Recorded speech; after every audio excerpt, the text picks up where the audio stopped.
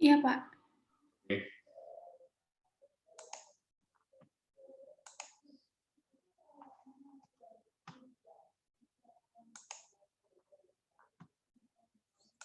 Masih ingat nggak sampai slide berapa kemarin kita?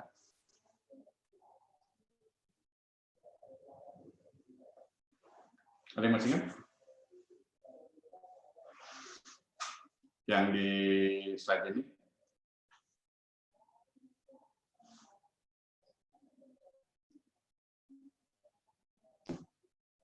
Sampai slide berapa kita kemarin ya? Kalau nggak salah kita sudah masuk ini kan? Sudah masuk ya saat ini kan kalau nggak salah. Sudah, Pak. Tapi kayaknya ada slide awal-awal gitu, Pak. Ya, slide nomor berapa? Kalau kelas sebelumnya sampai sini ya, bagian kedua, perubahan rencana ini. Kalau kelas Anda yang mana? Kalau saya lupa sih, Pak. Mungkin teman yang lain mungkin, Pak. Yang lain gimana? Ada yang masih ingat nggak?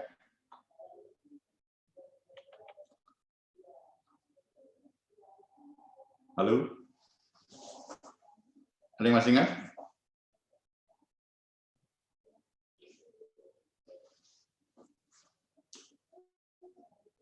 Ada yang ingat?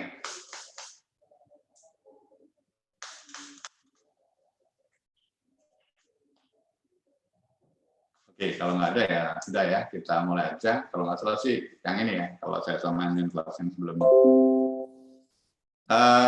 Oke ya, kita mulai berkaitan dengan penjelasan materi yang berikutnya mengenai perubahan rencana pemeriksaan ya dan program pemeriksaan. Oke ya, sebelumnya saya ucapkan dulu ya, masih dalam rangka Idul Fitri, minal aidin wal faizin, mohon maaf lahir batin. Walaupun sudah saya ucap ya pada waktu di grup ya, di WA grup. Tapi nggak ada salahnya kalau saya ucap kembali untuk Anda semua yang merayakan. Mudah-mudahan semuanya kembali ke fitri ya, artinya Anda kembali suci seperti bayi baru terlahir kembali. Oke ya, tentunya doa kita bersama selalu kita dalam lindungan Allah Subhanahu Wa Taala, Tuhan Yang Maha Esa, termasuk selalu dalam lindungan sehubungan dengan kesehatan yang kita dapatkan gitu. Oke, langsung saja tadi ya berkaitan perubahan rencana. Jadi kemungkinan besar ada satu kejadian di mana pemeriksa merasa bahwa audit plan sama audit program itu bisa dirubah. Ini bisa terjadi pada saat sudah dilakukan pemeriksaan dan ternyata ada perubahan signifikan ya yang mungkin nggak bisa dilakukan atas audit plan sama audit program. Mungkin kendala waktu, kendala tempat, atau kendala hal yang lain ya. Nah, untuk perubahan ini harus didokumentasikan, harus dilaporkan ke kepala kantor. Jadi jika ditemukan kondisi yang berbeda antara rencana ya pemeriksaan dengan pelaksanaan pemeriksaan, supervisor akan menyusun usulan perubahan rencana pemeriksaan ya. Nanti akan dinyatakan di dalam suatu ketentuan berkaitan dengan usulan pemeriksaan. Nah, kemudian apa saja ini? Ya, ada uraian rencana pemeriksaan isinya ya, yang diubah, kemudian rencana pemeriksaan sebelumnya, lalu juga ada rencana pemeriksaan sebelumnya, ya, lalu ada juga yang dimutakhirkan dan alasan perubahan. Nah, nanti kepala kantor harus memberikan persetujuan atas usulan perubahan rencana tersebut. Paling lambat 3 hari kerja setelah usulan perubahan rencana pemeriksaan diterima. Ya, nah sebagai konsekuensinya adanya perubahan rencana pemeriksaan ini tentunya akan berdampak pada perubahan program pemeriksaan ya. Jadi ada updating mengenai perubahan program nantinya. Pak, misalnya kami akan melakukan pemeriksaan sehubungan dengan kami ingin membuktikan berkaitan dengan keberadaan aktiva perusahaan yang dinyatakan di dalam laporan keuangan di suatu tempat, Pak, misalnya. Tetapi karena tadi alasan tempat dan waktu, mungkin karena cuaca dan hal yang lain tidak bisa dilaksanakan. Nah, itu nanti bisa buat ya, rencana pengurusan tadi. Atau mungkin didapatkan mungkin Aktiva itu pada kenyataannya setelah dapat kita nyatakan data yang kita peroleh sudah nggak ada lagi di sana. Nah, itu perlu juga dinyatakan di dalam perubahan rencana pemeriksaan. Oke ya, kemudian tindak lanjut pemeriksaan setelah pengujian di tempat WP ya. Nah, ini harus kita perhatikan ya pada saat kita sudah melakukan pengujian di tempat wajib pajak, apa yang kita lakukan sehubungan dengan pemeriksaan yang akan kita tentukan di sana. Ya, ditentukan dalam jangka waktu 1 bulan sejak pertemuan dengan WP ya. Artinya sejak bertemu dengan pimpinan perusahaan ya, ini yang dinyatakan di dalam video kemarin itu, ya maka nanti akan dinyatakan semuanya bahwa diperlukan hadirnya pemeriksa ya ke tempat wajib pajak. Ya, ini tentunya salah satunya untuk melihat ya apa yang dilakukan oleh WP di tempat usahanya, termasuk proses bisnis ataupun pengujian-pengujian sehubungan dengan kegiatan pembukuannya ataupun sehubungan dengan proses produksi misalnya dan sebagainya. Nah, kalau misalnya nanti pada saat kita menentukan bahwa WP itu mau diperiksa atau kooperatif gitu ya, maka nanti kita akan melanjutkan dengan audit plan ya, audit program kita. Kemudian tadi yang saya katakan, Pak, ternyata ada sesuatu yang berbeda, Pak. Pada saat kita sudah membuat audit plan, di tempat WP nggak seperti itu, Pak. Maka bisa dilakukan perubahan tadi. Ya, kemudian juga bisa disampaikan kepada WP bahwa sesuai dengan pasal 8 ayat 4 ya, atau 8 ayat 3 berkaitan dengan Undang-Undang KUP bahwa WP memiliki hak untuk mengungkapkan dalam laporan itu sendiri tentang ketidakbenaran pengisian SPT. Atau kalau tidak, nanti WP bisa diusulkan untuk dilakukan pemeriksaan bukti permulaan. Jadi kalau didapatkan bahwa kita tahu ada kesalahan di dalam penyampaian SPT WP selama belum ada SPHP, yang ada masalah, WP bisa punya hak untuk mengajukan 8 ayat 4 ini. Pemeriksa juga punya inisiatif ya untuk memberitahu kepada WP bahwa WP punya hak seperti itu. Ya, 8 ayat 4 nanti bisa Anda baca ya. Tentunya ini kalau ada hal-hal yang sifatnya perubahan ya dalam hal laporan keuangan ya, bisa itu di dalam neraca ataupun dalam laba rugi. Termasuk nanti pengaruhnya kalau ada pajak terutang ya yang harus dibayar. Nah, di sini nanti dituliskan di ketentuannya bahwa ada sanksi ya sebesar 50% itu.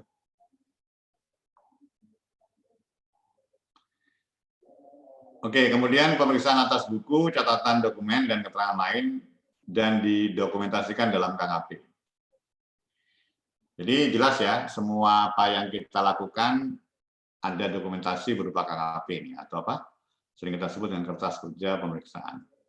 Ya, jadi kita sudah punya audit plan, kita sudah punya audit program. Di audit plan sudah kita tuangkan apa yang akan kita lakukan berkaitan dengan metode, teknik, dan prosedur. Ya, juga termasuk nanti di sana ada satu kalau kita bicara prosedur berarti suatu perintah ya pada diri sendiri yang nanti dicantumkan di dalam audit program ya, di mana nanti di situ secara rinci sebagai pedoman yang akan kita lakukan. Nah, ini semua kan ada di KKP, tinggal kita melihat saja KKP yang sudah kita buat sesuai dengan audit plan audit program itu sebagai petunjuk ya atau arahan kita. Ya. Kemudian kalau ternyata WP ada indikasi melakukan tindak pidana di bidang perpajakan, maka bisa diusulkan WP akan dilakukan pemeriksaan bukti permulaan. Oke ya, kemudian pelaksanaan pengujian di tempat WP dalam rangka pemeriksaan lapangan. Ini yang paling penting ya, berita acara pemberian keterangan ini ya. Jadi segala sesuatu yang berkaitan dengan apa yang Anda dapat di tempat wajib pajak itu didukung dengan BAPK ini. Pak, kami melakukan wawancara, Pak, terhadap bagian payroll, Pak, bagian gaji. Kami ingin tahu bagaimana cara ataupun bagaimana klaster dalam hal penghitungan PPh pasal 21 gitu misalnya. Ya, nah nanti setelah itu kita minta berita acara permintaan keterangan. Pak, kami ingin minta keterangan kepada bagian produksi, Pak. Bagaimana cara proses produksi untuk itu. Ya, nah ini semua dilakukan di tempat wajib pajak dan kita nanti akan meminta berita acara permintaan keterangan. Ya, kemudian dalam hal pengujian di tempat PP, ya tentunya nanti pada saat kita tanyakan, ini kita coba lagi ungkap apa yang kita dapat pada saat pertama kali ya bertemu dengan pimpinan mengenai metode pembukuan, mengenai kebijakan perusahaan, mengenai dasar-dasar akuntansi dan sebagainya. Ya. Oke, kemudian dalam hal pengujian 4BP, ya kemarin sudah kita singgung ya, juga ada di video itu, ya itu bisa bersifat dadakan ya. Tapi yang jelas setelah kita lakukan pertemuan pertama ya dengan wajib pajak atau dengan pimpinan. Lalu jangka waktunya berapa lama, Pak? Itu bisa 1 bulan. Apakah boleh, Pak, lebih dari 1 kali? Boleh. Kalau memang diperlukan untuk keterangan lebih lanjut mengenai itu.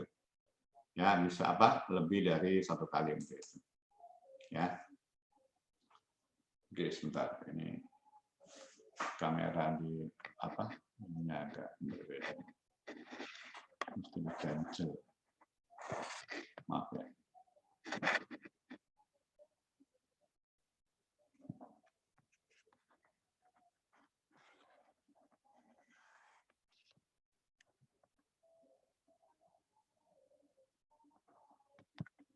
Agak susah. Ya. Oke ya, seperti itu. Ya, saya teruskan dulu ya, sebelum nanti saya beri kesempatan untuk bertanya kepada Anda semua. Oke, kemudian ini juga kita sudah singgung kemarin ya, waktu kita datang ke tempat wajib pajak, tentunya kita bisa dibantu ya oleh pihak lain. Pihak lain ini masih teman kita yang ada di kantor pajak, misalnya ini adalah ahli komputer ya.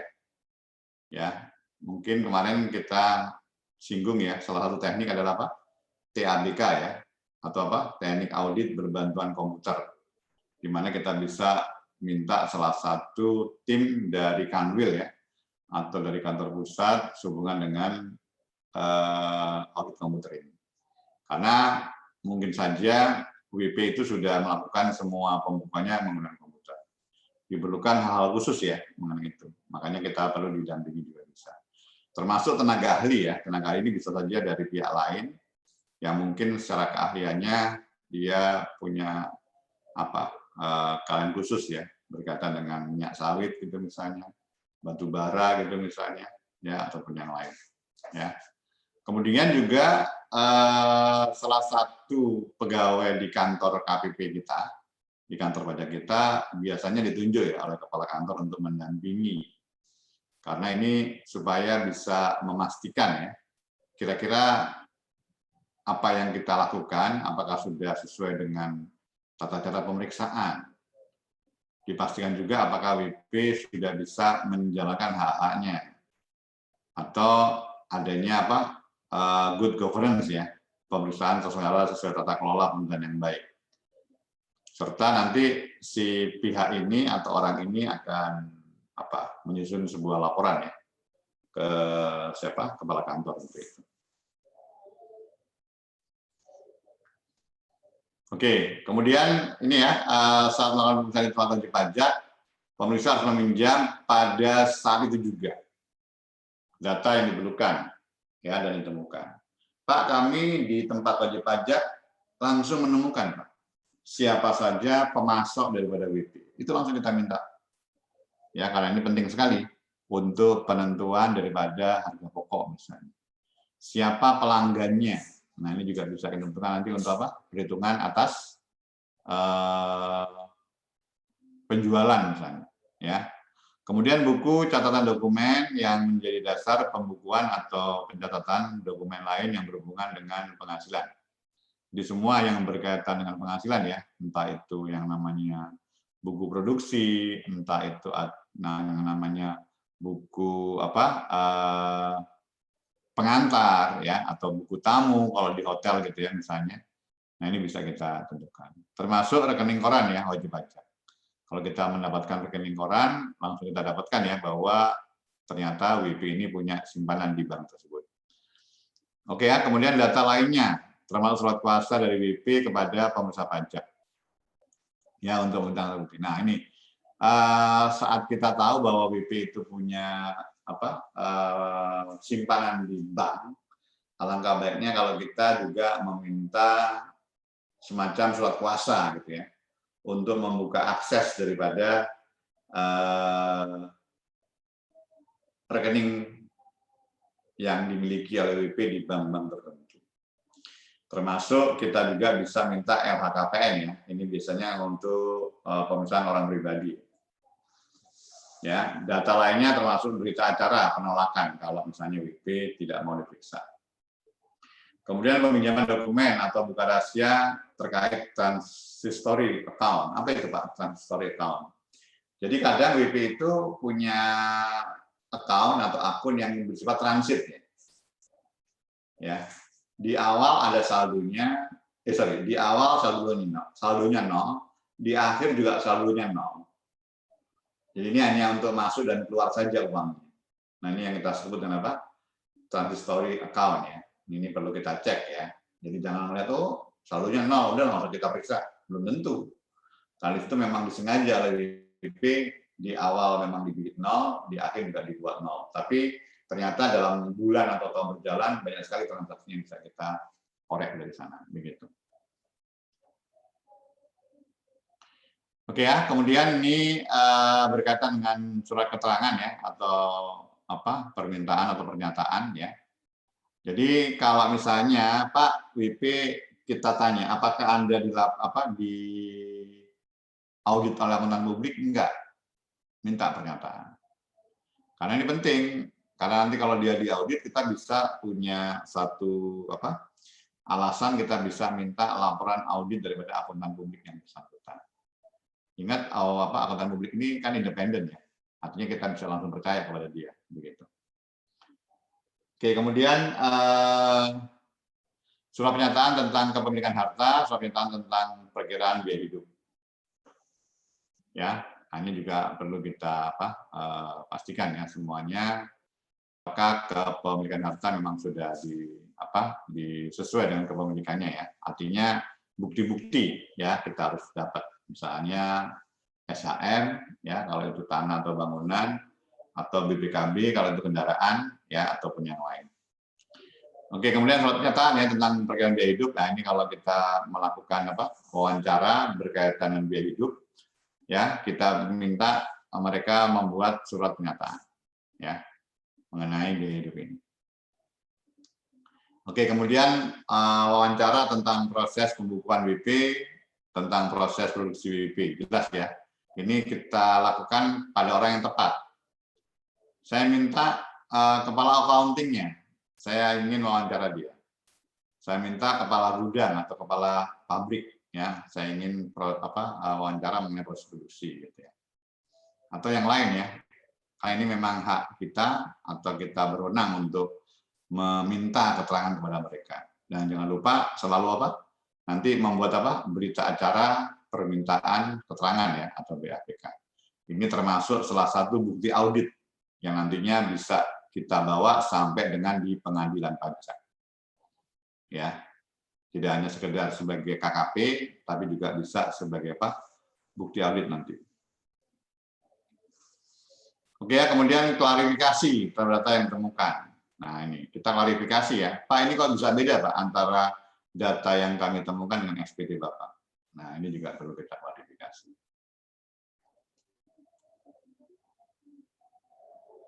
Ya, oke ya. Ini tadi yang saya katakan, waktu melakukan perusahaan tempat WP, inspeksi ya untuk menguji eksistensi pengecekan fisik. Ya, proses produksi.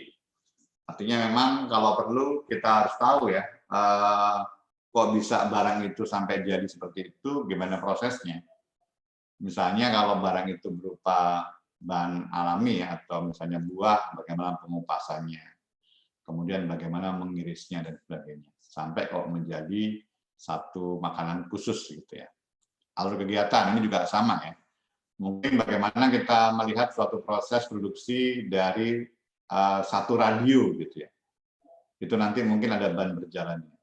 Ya, ada proses pembentukan PCB-nya, transistornya, sampai kita membuat rangka radio itu sendiri. Ya. Oke, kemudian kapasitas produksi ini juga perlu kita tentukan ya. Mungkin ini juga berkaitan dengan apa? Ini ya, kemampuan mesin yang kita harus tahu. Kan tidak mungkin ya WP membeli mesin dengan kapasitas produksi 10.000, tapi dia produksi hanya 500 gitu. Ngapain dia beli mesin yang punya kapasitas besar, tapi dia produksi sangat kecil dari kapasitas tadi. Gitu. Pasti ada alasan yang bisa dijelaskan di sana. Ya, termasuk produk yang dihasilkan apa saja. Nah, produk itu nanti ada main product atau by product. Ya, main product misalnya apa kalau kita lihat dari sisi makanan gitu ya. Pak, makanan yang tersisa itu nanti kami akan buat sebagai makanan tambahan gitu misalnya. Nah, ini harus kita dapatkan. Ya. Kayak kemarin yang saya cerita, saya pernah periksa WP yang punya usaha pemotongan kayu, ternyata serbuk kayunya juga laku dijual. Nah, itu by product-nya gitu. Ya. Kemudian jumlah karyawan, ini juga perlu ini. Terbayang nggak oleh Anda kalau Anda meriksa hotel? Ternyata jumlah karyawannya 1.000 yang aktif bekerja selama setahun itu. Apa yang Anda bayangkan misalnya mengenai apa kapasitas tamu yang akan datang? Dengan bekerja 1.000, tidak mungkin tamunya hanya 10 ya. Ya nggak? Nah itu logiknya seperti itu begini. Ya.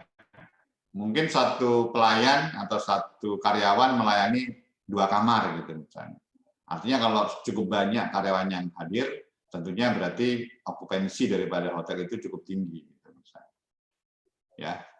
Oke, kemudian modal sendiri atau pinjaman yang dibutuhkan WP dalam menjalankan kegiatannya. Ya, ini nanti berkaitan dengan DER ya. Mungkin di analis laporan keuangan didapatkan DER. Ada yang tahu DER itu apa? Apa DER itu? Debt equity ratio ya. Berapa perbandingannya yang diperbolehkan oleh pajak? Banding 1. 4:1 ya. Oke. Nah, ini juga perlu kita urai di sana ya nanti. Oke, kemudian harta berupa uang, persediaan, peralatan ya, ini perlu kita cek, termasuk harta di sini nanti aktiva tetap dan aktiva lainnya. Ini perlu ya, pengecekan fisik, kepemilikan dan seterusnya, supaya nanti kalau WP-nya itu punya utang, WP-nya itu ada SKP diterbitkan, kita sudah punya dasar-dasar untuk WP ditagih. Artinya kalau WP mengelak membayar, kita sudah punya bukti atau dokumen yang nantinya akan berkaitan dengan apa? Penyitaan begitu. Ya, seperti itu. Oke ya, kemudian pelaksanaan pengujian tempat WP dalam rangka perusahaan lapangan ini harus optimal ya untuk mulai data dan informasi yang diperlukan. Nah, sekali lagi tadi yang saya katakan adalah membuat berita acara pelaksanaan perusahaan tempat wajib pajak. Optimal di sini tentunya mengenai waktu yang kita gunakan untuk memeriksa, lalu apa saja yang kita peroleh ya, supaya kita juga mendapatkan data dan informasi yang benar-benar kita perlukan untuk itu. Oke ya, tadi sudah saya katakan bagaimana Pak kalau WP korporatif, nggak ada masalah. Langsung kita lanjutkan dengan ya audit plan sama audit program kita. Nah, bagaimana Pak kalau WP tidak kooperatif? Ada beberapa yang perlu kita lakukan. Misalnya apa? WP tidak mempersilahkan kita untuk memasuki ruang atau tempat. Maka kita perlu apa? Melakukan penyegelan. Ya, penyegelan ini kan banyak alasannya kan ya. Misalnya untuk apa? Menghindari WP menghilangkan barang bukti. Ya kan? Menghilangkan, menambah dan sebagainya. Ini harus apa? Kita pastikan ya. Termasuk nanti kalau WP tidak mau diperiksa, ini juga bisa kita lakukan apa? Penyegelan. Sekaligus nanti kita akan tetapkan WP itu setelah jabatannya lengkap, atau kita serahkan kepada pemeriksaan bukti permulaan ya, pemeriksaan bukti permulaan. Nah ini yang tadi saya katakan ya, ini yang apa teman-teman e-auditor ini ya. Mereka ada cara ya bagaimana mendapatkan data WP, dan data WP itu supaya nggak gampang diubah. Ya, melakukan yang namanya imaging file. Jadi data yang itu di-imaging berupa hashing file image. WP kalau merubah data yang sudah kita unduh tadi dengan cara merubah satu titik saja itu akan ketahuan bahwa sudah ada perubahan. Apalagi kalau mengganti rupiahnya gitu ya. Nah, ini juga berbeda. Jadi di sini dikatakan ya meminta bantuan tenaga e-auditor. Ya, nah ini ada beberapa KPP yang memang diwajibkan untuk e-audit ya, Kanwil LTO, ini Kanwil WP besar, ya, dan KPP Madya ya harus melakukan e-audit. Oke ya, kemudian dalam hal pemirsa pajak harus melakukan peminjaman secara manual, maka tetap ya akan menuangkan dalam berita acara pelaksanaan peminjaman buku, catatan, dokumen non elektronik. Kalau memang ternyata tidak semua buku, catatan, dokumen itu harus elektronik, ada juga yang fisik ya, manual begitu. Oke ya, prosedur pengelolaan data elektronik ya, ini juga perlu kita nyatakan. Misalnya kita harus tahu siapa sistem analisnya, siapa programmernya, ya, siapa penggunanya, ya. Nah, nanti kita melakukan wawancara ya atas masing-masing pihak ini. Termasuk kita harus minta izin ya atau akses untuk apa? Mendownload ya atau mengunduh, ya. Dan semuanya tadi yang saya katakan setelah diunduh ada prosedur apa tadi? Imaging file ya dan hashing file image ya. Ya, itu ada di SE mengenai e-auditor ini. Kemudian jelas membuat berita acara serta mendokumentasikan ya seluruh proses pengelolaan data itu tadi. Pak, apakah data elektronik juga bisa kita segel? Bisa. Mungkin yang kita segel itu apa? Hardware-nya ya. Apanya namanya? PC-nya gitu ya, atau servernya gitu ya. Ya, lalu penyegelan atas ini juga sama dengan yang sudah saya jelaskan kemarin ya. Sekurang-kurangnya disaksikan oleh 2 orang yang telah dewasa, selain anggota tim pemeriksa.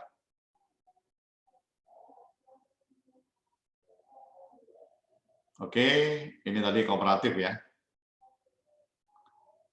Lalu kalau kooperatif jelas tadi sudah kita sebut, kita lakukan sesuai dengan audit plan sama audit program. Cuman kalau ternyata ada perubahan di dalam audit plan, apa yang kita rencanakan di dalam pemeriksaan ada perubahan, maka kita usul ada perubahan audit plan itu. Oke, lalu tadi disebutkan bahwa ada WP yang kita beri kesempatan untuk apa? Melakukan pengungkapan ya atas ketidakbenaran pengisian SPT sesuai dengan 84 Undang-Undang KUHP. Atau kalau dia nggak mau atau tidak mau melakukan, kalau memang ada unsur di sana tindak pidana, maka bisa diajukan apa? Untuk dilakukan pemeriksaan bukti permulaan itu.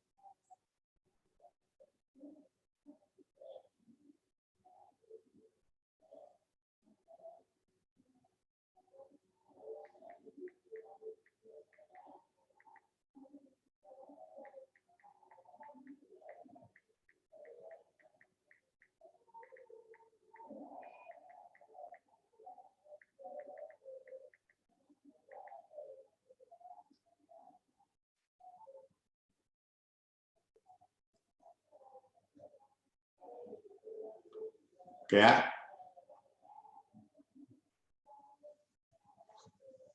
Nah, tadi ya, bagaimana kalau misalnya WP itu sudah kita ajukan berkaitan dengan pasal 8 yang tadi.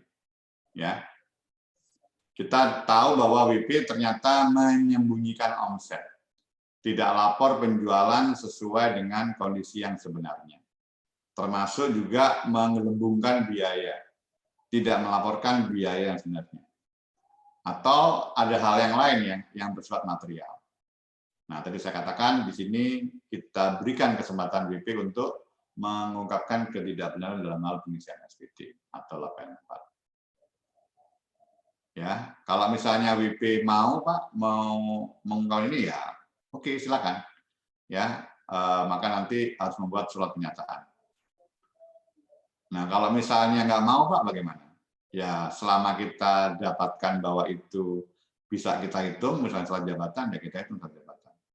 Tapi kalau tidak, maka bisa kita usulkan pemeriksaan bukti permulaan.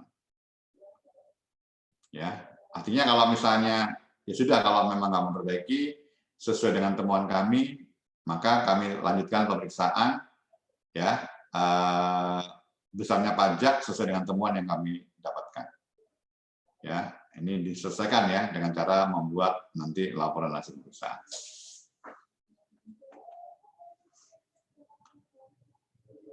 Oke ya, tadi itu. Jadi kalau misalnya WP tidak kooperatif, langsung bisa dihitung ya secara jabatan dengan menggunakan norma misalnya. Atau kalau tidak, ya dilakukan apa? Pemeriksaan bukti permulaan ya. Oke, silakan. Ada komentar? Monggo. Pak, izin bertanya. Ya. Siapa ini? Dinar, Pak. Yang lain boleh nampakkan videonya ya, supaya saya tetap mengenal wajah-wajah Anda. Oke, silakan Mbak Dina. Untuk yang perubahan audit plan tadi itu Pak, apakah itu selalu disetujui dan apakah ada batas banyak berapa kali perubahan gitu Pak? Terus ya, terus? Ya, gimana? Dua ini tentang tadi Pak, yang penyegelan, itu tuh apakah setelah disegel itu ada yang mengawasi atau bagaimana gitu Pak? Kalau misalnya dilanggar itu kan setahu saya nggak salah dapat dipidana ya Pak. Nah itu tuh apakah nanti ada yang menjaga atau gimana kita bisa tahu siapa yang merusak dan siapa yang kita tuntut gitu? Terima kasih. Oke. Jadi nanti pada saat tadi ya yang Anda tanyakan adanya perubahan, apakah nanti bisa dilakukan beberapa kali? Bisa ya. Apakah harus disetujui? Enggak juga, bisa juga nggak disetujui. Ya, karena tadi yang saya katakan ini semuanya pertimbangan daripada siapa? Pimpinan ya. Tentunya pimpinan punya kebijakan apakah beliau wajib menyetujui atau tidak. Ya, artinya tentunya siapa pemeriksa dalam hal ini supervisor harus menentukan ya alasan apa yang diberikan kenapa kok ada perubahan daripada audit plan-nya gitu ya atau programnya. Begitu ya Mbak Dinar ya. Kemudian tadi mengenai penyegelan ya. Jelas penyegelan ini harus dilakukan kalau tadi ya tidak korporatif tadi. Cuman yang perlu Anda juga tentukan adalah apakah perlu dijaga Pak? Ya nggak perlu, masa kita jaga. Artinya dengan segel itu kita sudah membuat semacam berita acara lah ya, bahwa wajib pajak harusnya sudah bisa menjaga bahwa pintu yang disegel itu sudah dipasangi stiker. Dan ini kalaupun dilanggar maka sanksinya adalah sanksi pidana nanti ya. Nanti pihak kepolisian lah yang akan melakukan penyidikan ya atau penyelidikan kalau ada kerusakan atau yang lain. Kita serahkan ke kepolisian kalau seperti itu. Nggak lagi dalam ranah perpajakan. Kalau ada ternyata robek, rusak dan sebagainya. Nah, cuman kemarin saya katakan menyegel itu harus hati-hati ya. Misalnya kita harus pakai sarung tangan supaya sidik jari kita nggak nempel di stiker tadi. Nah, nanti kan pihak polisi tahu kan ya siapa yang merobek, nanti kan ketahuan kelihatan apa sidik jari dan sebagainya begitu. Begitu, Mbak Dina. Baik, terima kasih Pak. Oke, yang lain silakan.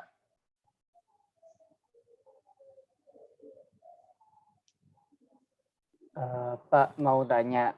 Ya, silakan, Mas Andika. Kalau misalkan data, catatan, sama dokumen yang kita minta ke WP baru dikasih setelah terbitnya SPHP itu bisa tetap diterima, terus tetap bisa dapat dipertimbangkan buat ini nggak sih Pak dalam pembahasan akhir pemeriksaan? Ya. Nanti kita akan, ya oke, makasih. Nanti kita akan bahas ya. Sebenarnya kan begini, kemarin sudah kita singgung ya mengenai batas waktu WP harus meminjamkan buku catatan dokumen kan ya. Itu berapa lama? 1 bulan kan ya? Ya nggak? 2 minggu, 1 minggu, 1 minggu kan ya. Nah setelah itu kan WP dianggap tidak memenuhi permintaan daripada pemeriksa pajak. Pak, bagaimana Pak kalau misalnya saat sudah pembahasan akhir hasil pemeriksaan itu ternyata WP masih memberikan data.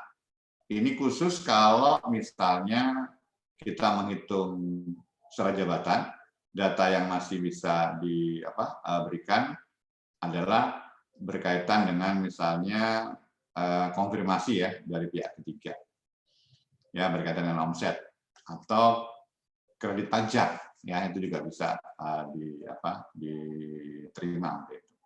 Tapi pada saatnya harusnya sih kalau menurut saya karena kita sudah memberikan waktu selama berapa? 1 bulan, artinya hal-hal yang berkaitan dengan apa yang menjadi pemberian pembukuan atau buku catatan dokumen kepada kita harusnya nggak diterima lagi oleh itu. Kalau menurut saya seperti itu, ya. Tapi nanti ya ada ketentuan yang menyatakan masih boleh tapi hanya 2 jenis dokumen saja. Baik, terima kasih Pak. Oke, yang lain silakan.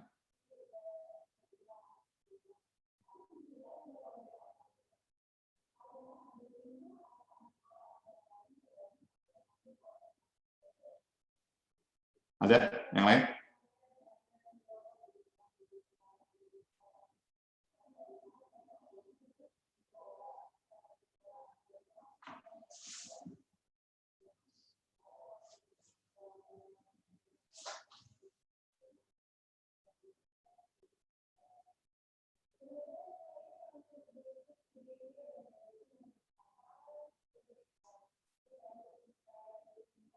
Tidak ada?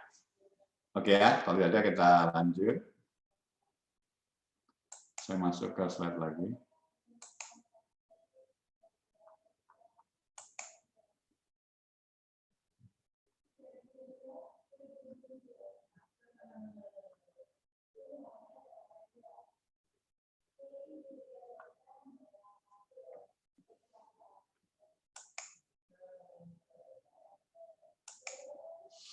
Oke ya, jadi bagaimana kalau ternyata WP mau ya mengungkapkan ketidakbenaran dalam pemeriksaan SPT atau pasal 84 ya, dia melakukan itu. Ya, hal-hal yang perlu diperhatikan ya dalam hal diputuskan untuk diberitahukan ke hak WP untuk mengungkapkan ketidakbenaran dalam pemeriksaan SPT-nya. Dalam hal WP terbukti tidak melaporkan perolehan usaha maupun biaya tadi ya. Ya, pemirsa dapat menyampaikan kepada WP bahwa WP memiliki hak untuk mengungkapkan tadi, ya. Kemudian temuan-temuan tersebut harus didukung dengan berita acara permintaan keterangan kepada wajib pajak. Ya, dan jika WP bermaksud untuk memanfaatkan pasal 84, ya, maka WP wakil terkuasa membuat surat pernyataan tadi. Nah, bagaimana Pak kalau WP tidak memanfaatkan sementara kita mendapatkan bukti yang cukup bahwa WP ini bisa kita bawa untuk dilakukan pemeriksaan bukti permulaan, ya silahkan. Tapi kalau misalnya kita akan hentikan pemeriksaan dengan cara terus melakukan pemeriksaan, dengan melakukan penyelesaian pemeriksaan, membuat HLAP, ya mungkin kita lakukan penetapan surat jabatan ya, itu juga boleh. Begitu. Jadi ada 2 pilihan ya. Pilihan pertama adalah tetap teruskan pemeriksaan, ya. Nanti kita tutup dengan membuat LHP yang dijadikan sebagai dasar untuk penerbitan SKP dan atau STP. Ya, atau tadi kita menyatakan bahwa WP ini ya perlu dilakukan pemeriksaan bukti permulaan ya untuk itu.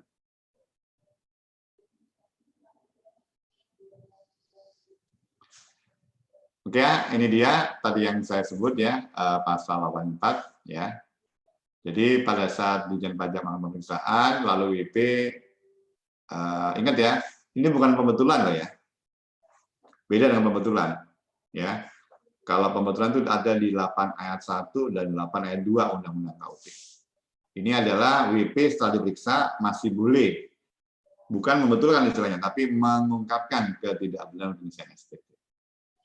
Dengan syarat ini adalah kesadaran sendiri WP, laporan tertulis, serta sepanjang SPHP belum disampaikan. Lalu Pak, setelah WP mengungkapkan ketidakbenaran, gimana Pak? Tetap dilanjutkan Pak menurut saya? Tetap dilanjutkan. Ya, nah, nanti di situ pada saat sudah diungkapkan, apakah nanti ada kekurangan bayar pajak Pak? Ya, tidak selamanya 8.4 itu terjadi kekurangan pajak ya. Misalnya 8.4 itu berhubungan dengan kompensasi kerugian juga bisa. Nanti bisa Anda baca ya di Undang-Undang KUP 8 ayat 4 itu apa saja komponennya. Bisa saja hartanya bertambah atau berkurang, atau modalnya bertambah atau berkurang, atau terjadi kekurangan bayar ya atau kelebihan bayar, serta tadi berkurangnya atau ditambahkannya kompensasi kerugian. Nah, kalau terjadi kekurangan bayar, maka WP harus membayar itu. Tapi karena pemeriksaan terlanjutkan, kekurangan bayar tadi itu nanti bisa menjadi kredit pajak pada saat sudah terbit SKP atas hasil pemeriksaan. Ya, jadi bagaimana Pak kalau ternyata tidak ada akibat kekurangan bayar Pak? Maka tidak perlu dilampiri ya dengan SKP untuk itu. Ya. Sementara untuk SPT masa PPN, ya, apabila ada PM yang tidak dilaporkan dalam SPT, maka tidak dapat diperhitungkan dalam pengungkapan ketidakbenaran pengisian SPT tersebut. Ya, tidak bisa diungkapkan. Ya, artinya nggak boleh kalau memang ada PM yang sebelumnya PM-nya tidak dilaporkan di dalam SPT, begitu. Oke, ada komentar nggak nih mengenai pengungkapan ketidakbenaran pengisian SPT? Silakan, ada?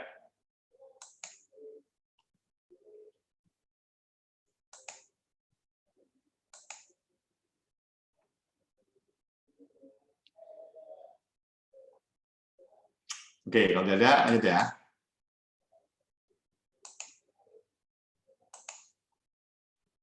Ya, kita lanjut ke pembuatan konsep LHP ya. Jadi kalau LHP ini konsep yang terbaru, LHP itu sesuai dengan siapa WP yang diperiksa, ya. Tapi secara umum sama isinya ya, secara umum. Oke ya, kemudian itu baru konsep tadi ya. Kemudian ada pemberitaan hasil pemeriksaan dan tanggapan. Jadi konsep ini sudah dibuat supaya nanti kita siapkan karena kita akan menuju ke periode terakhir ya dari pemeriksaan. Yaitu kita sudah dapatkan temuan hasil pemeriksaan, kemudian apa? Kita minta WP untuk menanggapi temuan tadi. Ya. Serta jangan lupa kita juga memberikan kesempatan kepada WP untuk membahas. Ya, membahas. Oke, sebelum ada pembahasan dengan WP, kita bahas dulu temuan kita dengan internal kita. Ya. Internal kita itu siapa, Pak? Nanti ditunjuk oleh kepala kantor. Ya, mungkin tim khusus yang dibentuk oleh kepala kantor siapa saja. Ya, yang jelas tim yang lain tadi nggak termasuk pemeriksa ya, pemeriksa pajak yang bersangkutan. Mungkin juga bisa tim pemeriksa pajak yang lain, ya. Mungkin juga bisa kepala seksi yang lain, selain mungkin kepala seksi pemeriksaan. Nah, buat apa Pak ini pembahasan temuan sementara yang bersifat internal? Itu nanti akan menguatkan ya, menguatkan temuan kita supaya temuan kita itu lebih objektif dan berkualitas. Artinya nanti kalau ada semacam perlawanan hukum daripada WP, kita akan mudah untuk mengcounter.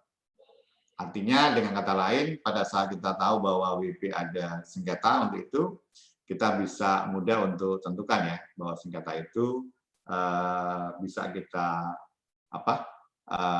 argumentasikan karena kita sudah melakukan pembahasan sebelumnya. Begitu. Oke, kemudian setelah kita bahas internal tadi, baru kita beritahu kepada WP.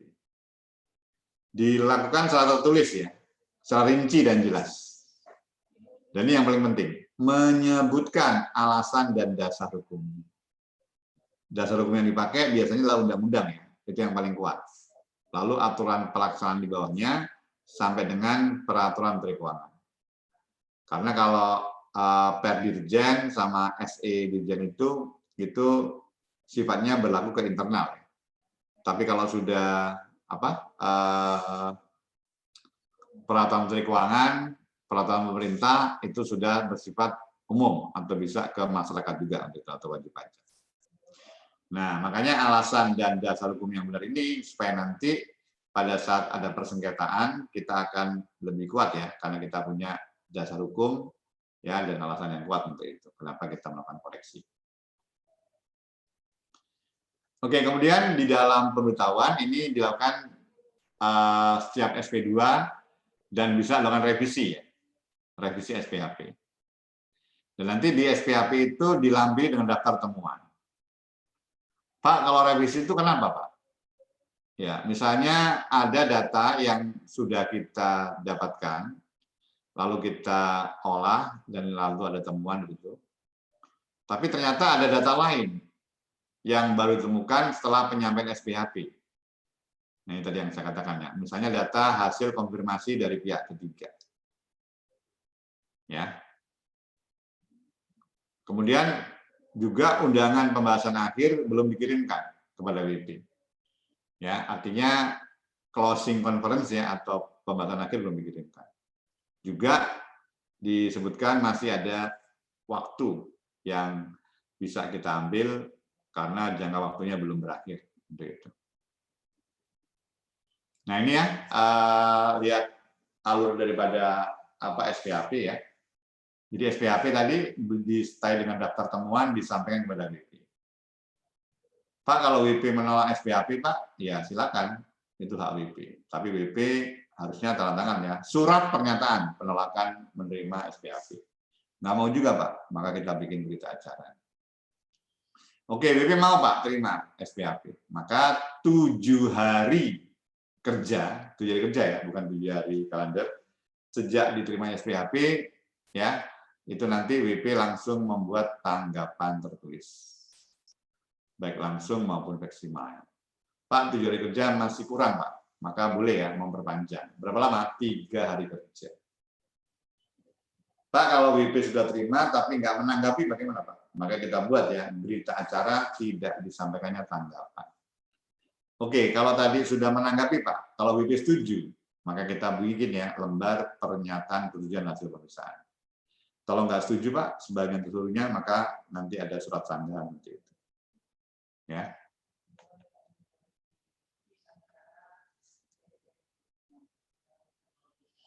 Oke ya, kemudian penyampaian SPHP dan tanggapan tertulis dari WP dalam hal pemeriksaan atas keterangan lain berupa data konkret. Nah, ya dilakukan dengan urusan kantor, maka penyampaian SPHP dilakukan bersamaan dengan penyampaian undangan tertulis untuk menghadiri. Jadi nggak ada jeda waktu ya, SPHP sekaligus langsung pembahasan akhir hasil pemeriksaan. Dikarenakan kalau untuk data konkret biasanya data itu nggak terbantahkan ya atau nggak terelakkan. Dengan kata lain, WP kemungkinan besar tidak bisa melakukan alasan kenapa kok ada data seperti itu, karena ini datanya sudah jelas, sudah kuat untuk itu. Ya.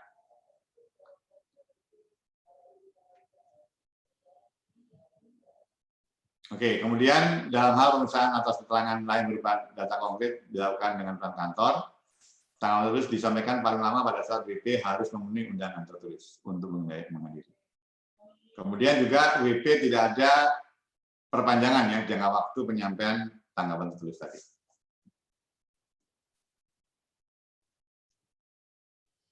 Oke, lalu ada undangan pembahasan akhir ya.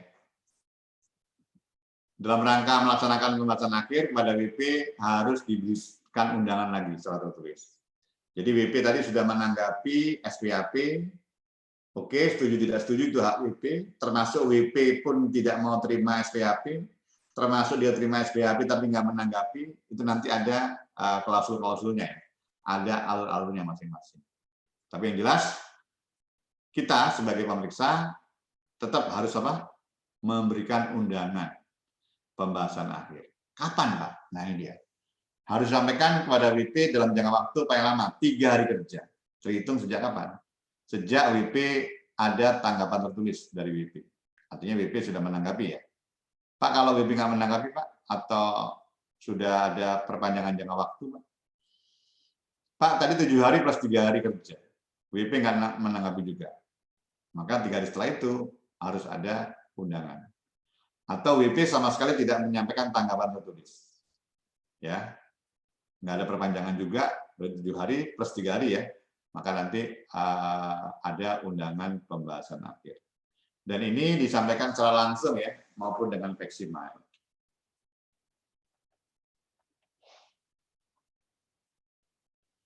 Oke, kemudian yang terakhir pembahasan akhir hasil putusan ya.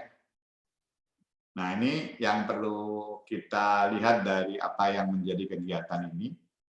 Ya tadi ya, misalnya WP sudah diberikan SPAP. Ada Pak tanggapan tertulis? Ada, dan WP setuju, diundang WP. Hadir Pak, maka dibuat risalah pembahasan. Maka nanti ada berita acara pembahasan akhir selesai, karena kan WP-nya setuju kan. Pak, WP nggak hadir Pak, tetap dibuat risalah pembahasan. Dan dibuatkan berita acara pembahasan akhir hasil pemeriksaan, serta berita acara ketidakhadiran WP dalam pembahasan akhir tadi. Dan dianggap pembahasan akhir telah dilakukan. Nah, bagaimana Pak kalau dalam hal tanggapan tadi WP nggak setuju Pak, baik sebagian atau seluruhnya? Maka tetap diundang WP-nya. Hadir Pak, risalah pembahasan. Tentunya karena nggak setuju atau setuju sebagian pasti ada beda pendapat ya. Maka WP diberi hak ya untuk apa? Ya untuk didampingi atau minta second opinion daripada tim QE ya, tim quality assurance. Tapi ingat ya, tim QE ini hanya membahas masalah dasar hukumnya saja ya. Dasar hukum yang kita pakai untuk melakukan koreksi terhadap temuan kita. Ya, tidak melihat jumlahnya. Artinya kalaupun misalnya dasar hukumnya itu dimentahkan oleh tim QE, ya kita harus patuh karena keputusan tim QE bersifat mutlak ya. Artinya tidak bisa dibantah baik oleh WP maupun oleh pemeriksa. Nah, bagaimana Pak kalau WP tidak hadir? WP nyatakan tidak setuju tadi. Ya, tetap ada membuat risalah pembahasan ya, lalu berita acara pembahasan akhir pemeriksaan serta berita acara ketidakhadiran dan pembahasan akhir dianggap telah dilakukan. Pak, WP tidak menyampaikan tanggapan, Pak. Tetap diundang WP-nya. Hadir, Pak, di salah pembahasan. Beda pendapat dipastikan ya. Maka akan ada Pak, tim QE untuk itu. Kalau nggak hadir, Pak, risalah pembahasan.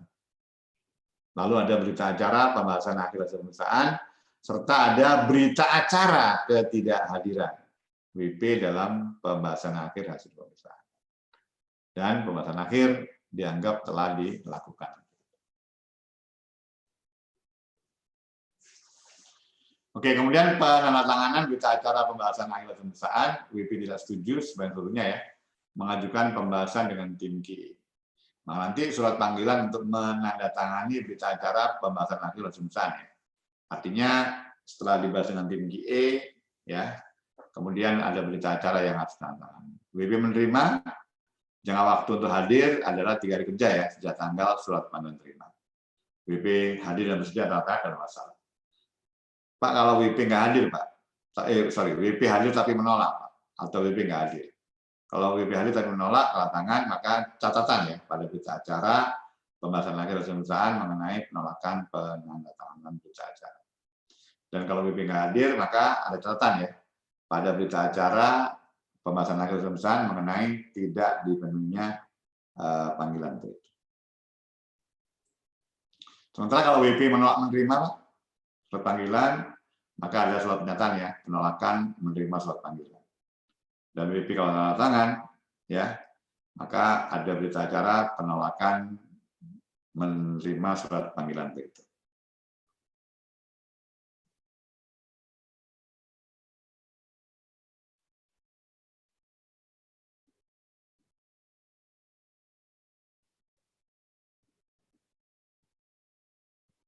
Oke, ada komentar? Silakan. Atau sebelum ini ya. Mungkin dulu ya, barangkali. Tadi yang ditanyakan juga. Dokumen yang dapat dipertimbangkan dalam pembahasan akhir. Apa saja? Tadi yang ditanyakan siapa tadi? Yang terakhir tadi yang bertanya Mas Andika ya. Ya, dalam hal WP dilakukan penetapan setelah jabatan, buku catatan dokumen, termasuk data yang dikelola secara elektronik, keterangan yang dapat dipertimbangkan oleh pemerintah pajak dalam pembahasan akhir, yaitu apa? Perhitungan peredaran usaha, pengenalan mutu ya, dalam rangka penghitungan pendapatan, serta apa tadi? Kredit pajak. Jadi masih dimungkinkan ya sehubungan dengan itu. Tapi ini khusus untuk yang penetapan setelah jabatan, ya. Oke, kemudian pajak yang terutang dalam SKP atau STP, ya nanti ada risalah pembahasan, risalah tim GE, semua yang menyangkut masalah dokumen-dokumen berkaitan dengan itu, termasuk berita acara, pembahasan akhir perusahaan, ini semua nanti masuk ke dalam bagian akhir ya. Sorry, bagian tertuliskan dari laporan hasil pemeriksaan. Artinya nanti wajib pajak saat dibuatkan LHP-nya itu semua apa yang kita lakukan ya didokumentasikan di sana. Ya, seperti itu.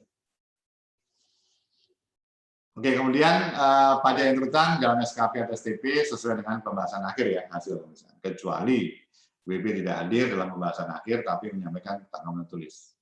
Maka pajak terutang dalam SPAP dengan pajak yang tidak disetujui sesuai tanggapan tertulis daripada wajib pajak.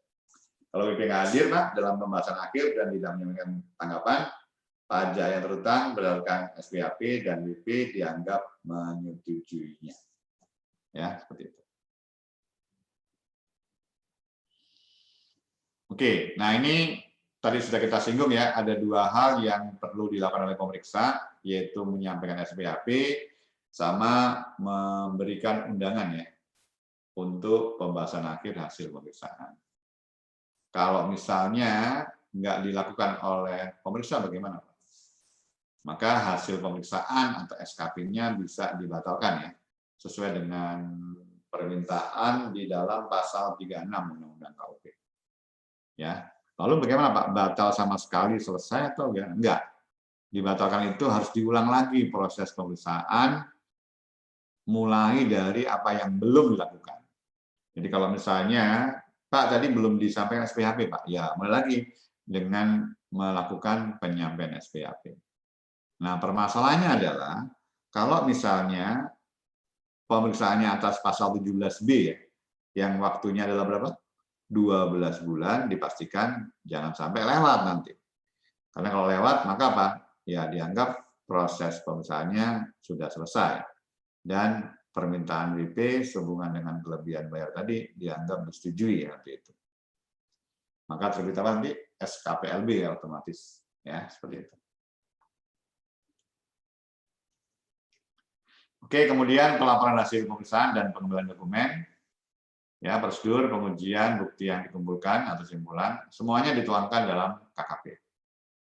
Ingat ya, semua apa yang kita lakukan mulai dari persiapan, pelaksanaan dan pelaporan ya ada di KKP. Dan KKP masing-masing lembar akan ditelaah ya oleh supervisor. Dan nanti kumpulan KKP akan kita buat resumenya berupa LHP. Ya, dari LHP tadi kita akan buat note sheet atau nota penghitungan yang nanti diserahkan kepada seksi pelayanan di KPP dan pihak seksi pelayanan akan membuat apa? SKP ya atau STP. Kemudian setelah LHP terbit ya atau ada tanggal penerbitan atau tanggal LHP, maka 7 hari kerja sejak tanggal LHP harus dikembalikan ya buku, dokumen dan catatan yang dipinjam. Begitu.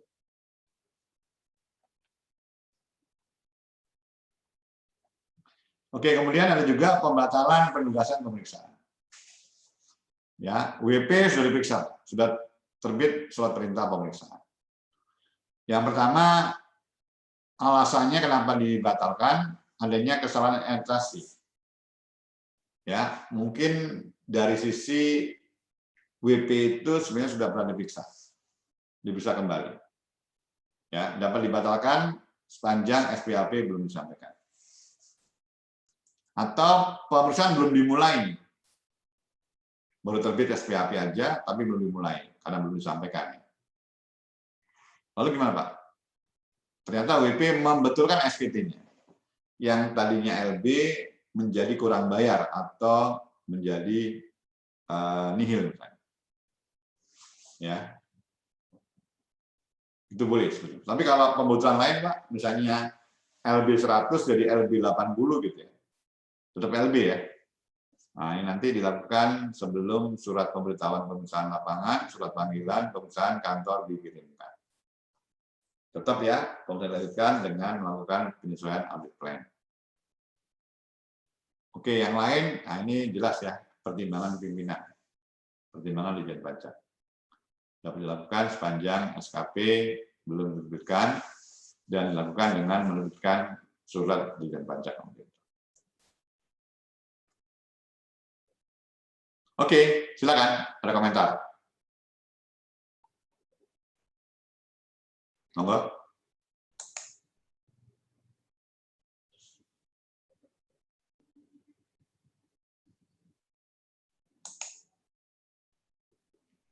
Ada pertanyaan?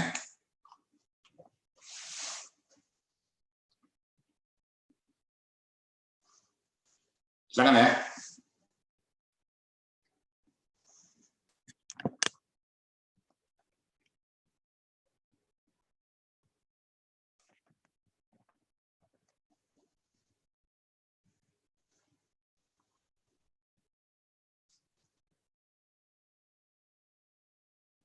Sudah ada?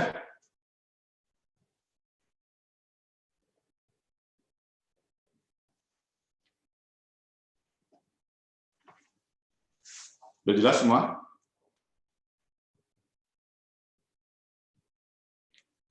Untuk setelah ini kita bahas ya latihan yang kemarin, terutama yang latihan untuk hitungan ya. Saya minta nanti volunteer untuk pembahasan itu, ya. Sudah ada yang tersenyum, berarti sepertinya mau ini. Mbak Salsa langsung tersenyum, dibilang volunteer. Ya, Mbak Salsa. Enggak, Pak, yang lain aja, Pak.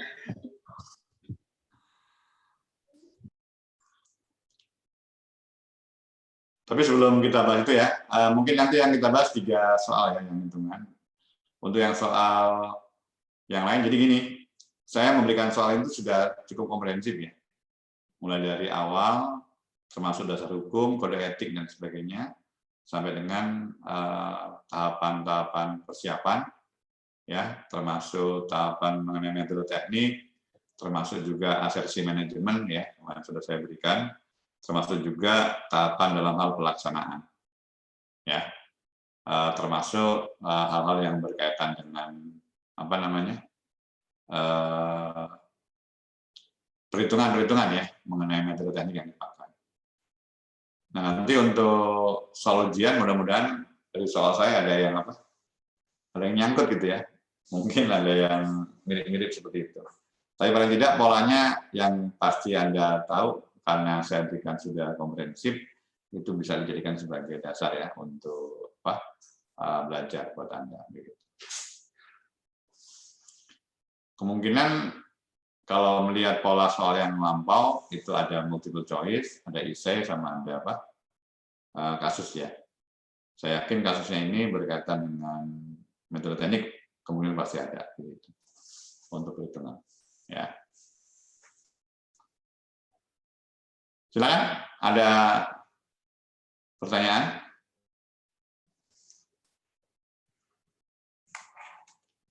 Monggo. Pertanyaan dulu barangkali.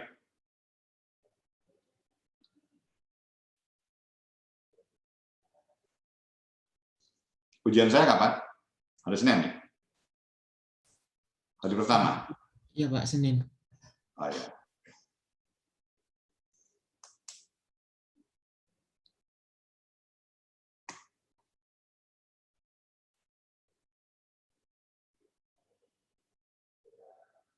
Silakan nih, nggak ada ya pertanyaan? Udah jelas semua? Sudah Pak, insya Allah. Ya. Oke, kalau sudah jelas, saya mohon untuk siapa nanti yang mau volunteer untuk yang pertama mengenai biaya hidup ya kalau nggak salah. Ya, soal yang pertama itu. Soal yang kedua itu ada dua ya. Yang pertama apa? Mengenai metode kas dan tunai. Tunai dan bank ya. Dan yang kedua apa? Ekualisasi kalau nggak salah. Oke, 3 orang siapa yang mau volunteer sebelum nanti kalau saya putuskan Anda nggak ini. Sebaiknya sih yang saya pikir kan saya sudah terima jawaban dari Anda semua kan. Harusnya Anda sudah bisa dong untuk mempertanggungjawabkan jawaban Anda itu. Iya kan? Iya. Nanti kita bahas sama-sama ya, kira-kira mana yang dikoreksi, adakah kesalahan atau tidak. Oke, siapa yang pertama volunteer?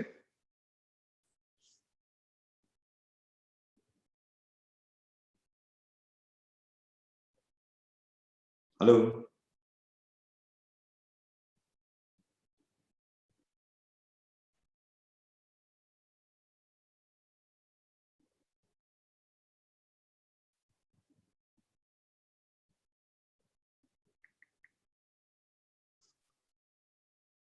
Apa saya tunjuk?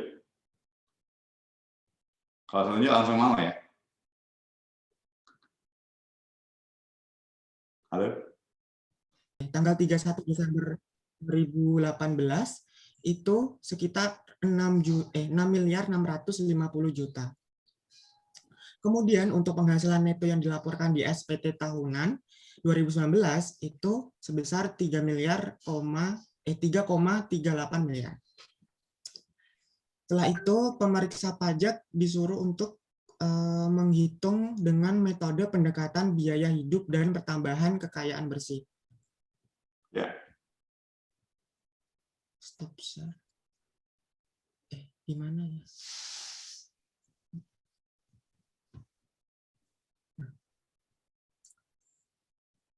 Ini sebelumnya saya mohon maaf kalau misalnya tulisan saya jelek, nggak bisa dibaca Latin. Jadi Bisa. untuk perhitungan kekayaan bersih yang pertama, kita membuat daftar dulu berapa aja sih jenis harta yang ada di WP-nya, kemudian ditotal jumlah seluruh harta selama tahun 2019. Didapat 15.387.500.000 rupiah. Nah, kalau di soal itu untuk yang bunga deposito itu kan masuk ke daerah kewajiban atau apa gitu kan ya tadi. Nah, tapi karena dia bunga berarti kan dia masuk ke penghasilan, di mana kalau penghasilan berarti dia masuk ke jenis harta, dimasukkan ke jenis harta. Jadi tinggal di total aja. Kemudian setelah kita tahu berapa jumlah harta, kemudian kita menghitung juga berapa sih jumlah kewajiban dari wajib pajak. Nah, kewajiban wajib pajak berupa ada utang untuk usaha dan ada utang leasing mobil. Kemudian juga ada tagihan kartu kredit belum dibayar, berarti karena dia belum dibayar berarti kan ada suatu kewajiban untuk membayar. Terus di total dengan didapat jumlah 2,761 miliar, 250 juta. Nah, untuk total kewajiban sama total harta ini kemudian dikurangi harta dikurangi kewajiban sehingga mendapatkan total kekayaan bersih 2019 sebesar 12.626.250.000 rupiah. Maaf kalau belibet ya. Terus untuk total kekayaan bersih 2018 tadi udah diketahui di soal, yaitu sebesar 6.250 juta rupiah. Nah, setelah kita tahu total kekayaan bersih, kemudian kita menghitung metode perhitungan biaya hidup. Nah, untuk metode perhitungan biaya hidup itu didapatkan soal di bagian pengeluaran apa aja yang telah dikeluarkan si wajib pajak, di mana ada semacam untuk biaya hidup anaknya, baik di Australia maupun Singapura, kemudian sampai ke kesehatan per bulan dan lain-lain per tahun, kebutuhan lain-lain. Nah, karena di soal itu ada yang diketahui sebulan, terus kita ngitungnya SPT tahunan kan, berarti kan ruang lingkupnya per tahun 12 bulan. Jadi kita harus mengalihkan sebulan itu dikali 12 sehingga didapatkan total pengeluaran atau biaya hidup per tahun 2019. Nah, terus didapatkan sebesar 2.567.250.000 rupiah. Nah, setelah kita udah menghitung perhitungan kekayaan bersih sama metode biaya hidup, kemudian kita ini dikombinasikan antara kedua itu. Jadi untuk kekayaan bersih akhir tahun dikurangi dengan kekayaan bersih awal tahun. Didapatkan kekayaan bersih di hanya tahun 2019, sehingga didapatkan 6,37625 miliar. Setelah itu, tadi kan udah menjelaskan sudah menghitung terkait biaya hidup. Terus dimasukkan biaya hidup sebesar 2.567.250.000 rupiah, kemudian dikurangi dengan penghasilan final dan BOP. Nah, untuk penghasilan final dan BOP ini itu didapatkan dari yang bagian jenis harta. Nah, tadi kan di soal udah diketahui nih, kalau villa di Puncak Bogor ini yang didapatkan tahun 2019 ini adalah hasil warisan. Di mana kalau warisan udah dibagi berarti dia bukan objek pajak. Kemudian untuk yang bunga deposito itu kan dia final ya. Jadi villa sama bunga dia dikecualikan dari perhitungan itu tadi. Jadi 262 miliar ini ditambah dengan 620 juta ditambah dengan 50 juta. Jadi dikurangkan di sini. Terus didapat PH bruto 8.268.500.000 rupiah. Nah, karena yang ditanyakan di soal adalah penghasilan neto, berarti kita harus menghitung berapa sih penghasilan neto apabila diketahui penghasilan bruto. Nah, untuk menghitungnya kita bisa menggunakan NPPN. Tapi sebelumnya untuk penghitungan NPPN itu, perhitungan NPPN dilakukan jika penghasilan bruto di bawah 4,8 miliar. Tapi karena ini konteksnya adalah dalam hal pemeriksaan dan WP-nya itu tidak kooperatif, jadi mau berapapun PH brutonya, dia akan tetap di perhitungannya pakai NPPN. Nah, ini materinya seperti ini. Bentar, kok loading? Nah, ini dalam hal terhadap WP Badan atau WPOP melakukan kegiatan usaha atau pekerjaan bebas, dilakukan pemeriksaan, ternyata WP ini tidak atau sepenuhnya menyelenggarakan pembukuan atau tidak bersedia memperhatikan pembukuan atau pencatatan, penghasilan netonya dihitung dengan menggunakan norma perhitungan penghasilan neto. Jadi menggunakan NPPN ya. Nah, karena di soal juga tidak diketahui berapa NPPN, berarti kita harus mencari sendiri. Mencari manual di lampiran ini tabel NPPN di per 17/PJ/2015. Nah, untuk per ini itu ada dua lampiran 1 sama lampiran 2. Nah, untuk lampiran 1 itu apabila WP itu kooperatif. Jadi apa ya? Secara sukarela itu menggunakan NPPN. Tapi kalau untuk lampiran 2 ini, lampiran 2 itu apabila ini tidak sepenuhnya menyelenggarakan pembukuan atau tidak bersedia memperlihatkan pembukuan. Terus kita cari uraian KLU. Sebelumnya ini kan ada daerahnya, karena di soal itu Kota Bogor berarti ini dalam lingkupnya daerah lainnya ya, bukan ibu kota provinsi. Terus dicari di bagian uraian KLU, ternyata didapatkan bahwa untuk